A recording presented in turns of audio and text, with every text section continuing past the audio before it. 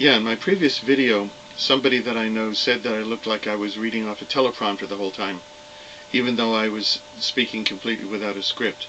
So this time, in the interests of it seeming a bit more natural, I'm doing this completely cold. Although I will say that there will be a couple of pauses here and there while I set up the keyboard that I'm going to use for this, because I am not an instrumentalist, as you will quickly find out, and I'll probably need to try 20 or 30 times before I play even a single simple motif.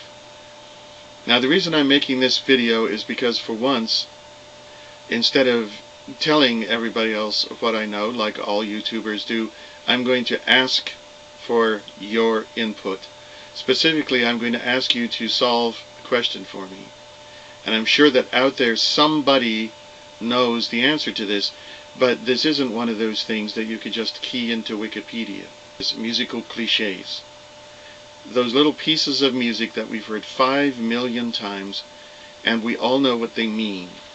Although, when I say we all, I'm speaking of people in the USA. I'm sure it's different for other cultures. I'd be interested in hearing that too.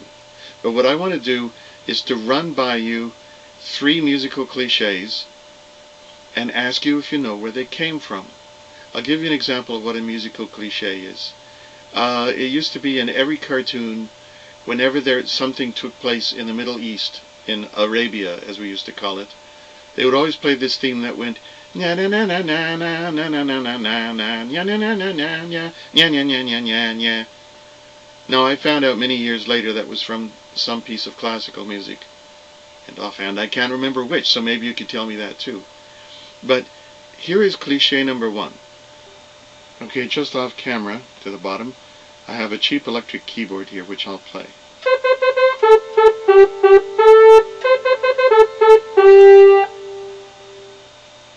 Now, ever since I can remember as a kid, that meant China. I've seen it in 10 million cartoons. I've heard it in some BBC radio plays. I think they used it once in the Goon Show. And nearly 30 years later, in the 1980s, there it was again, this time at the beginning of a song by the Vapors, although this time it meant Japan. Turning Japanese opens with that same thing.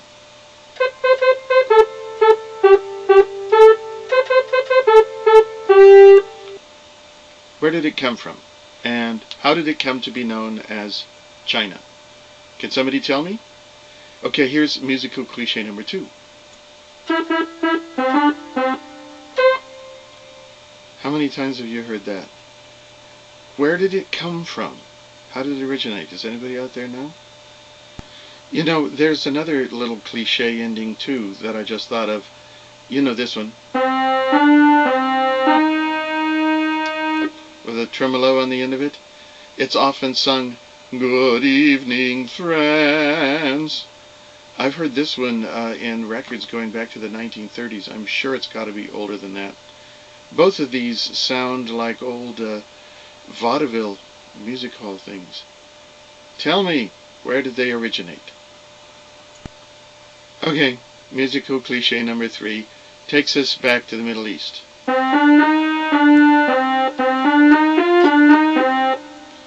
And it goes on, you know, but since I don't know how to play it, I'm not going to go on.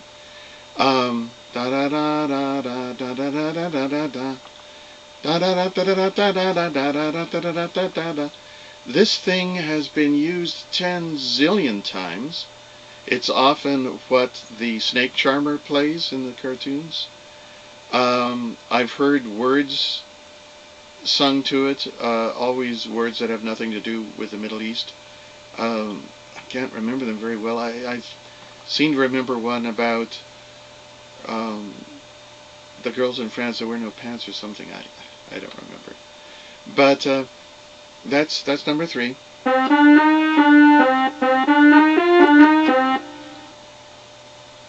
So your job, YouTubers, is to help me out.